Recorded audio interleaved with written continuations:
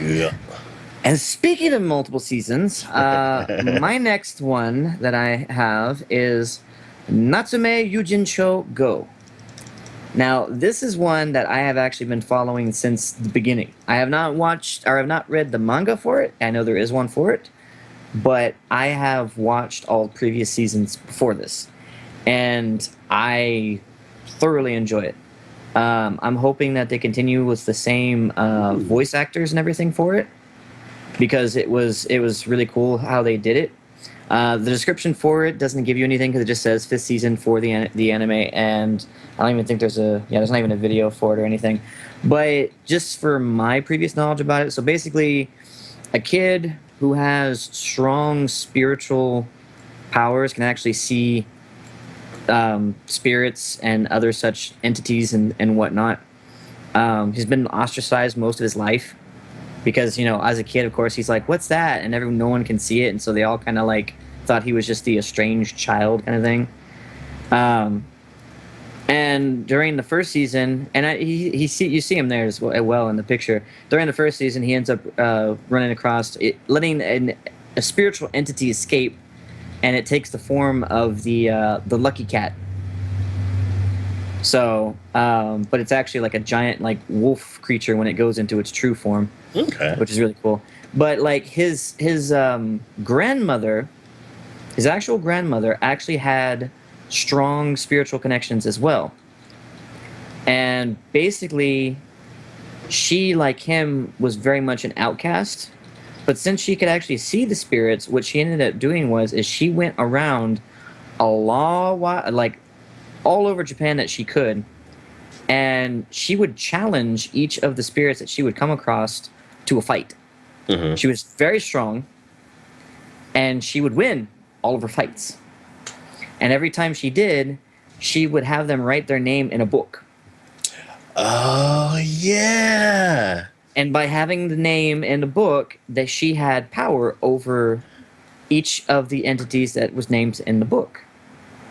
And so now he's found the book from his great grandmother, and he wants to actually return the names to the people. Okay. So, but obviously there's like the whole thing where, those who know of the book and know that he has it want to get it from him, because controlling the book would give you power over the entities. Yeah. And he actually has to know the name of the person, like the thing, and be able to give be in front of the thing to be able to give the name back to them. Mm-hmm. So, and then so the cat thing's kind of like half guarding him. He keeps saying he wants to take the book for himself, but he never really does.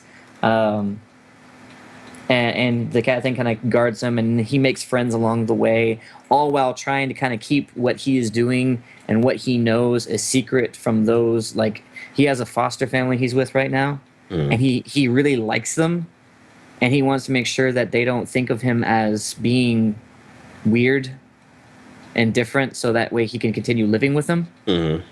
So he tries really hard not to let that part of his life show so much. Mm-hmm. So there's a lot of it's very much, in my opinion, very much a drama and a slice of life kind of story, but it has that supernatural feel to it too. So okay.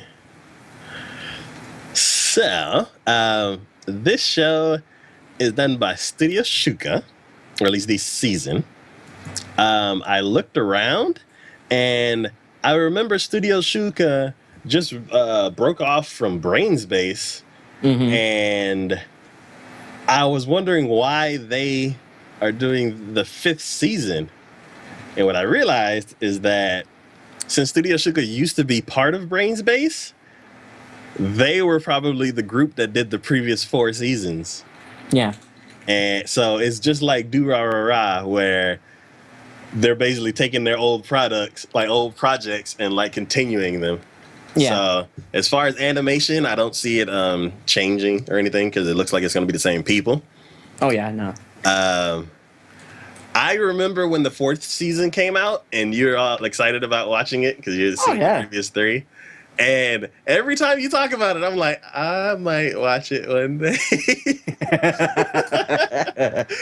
But I don't know. It's one of them. It's I don't know. It's one of the shows that just pop up. I'm like, ooh. Ooh. I'm probably not gonna watch it, but it sounds cool. It is. It's very much like in relation to like a lot of the other animes that we watch, a lot of the animes I watch, it's very much a more of a, even though it's about supernatural in a lot of sense, it's very much more of a down to earth kind of just, it's almost one of those you can kind of just take it easy while watching. Mm-hmm. So it still kind of gets you involved with the story, but it's not nearly as intensive. Okay. So. And we will catch y'all next time. Bye. Bye.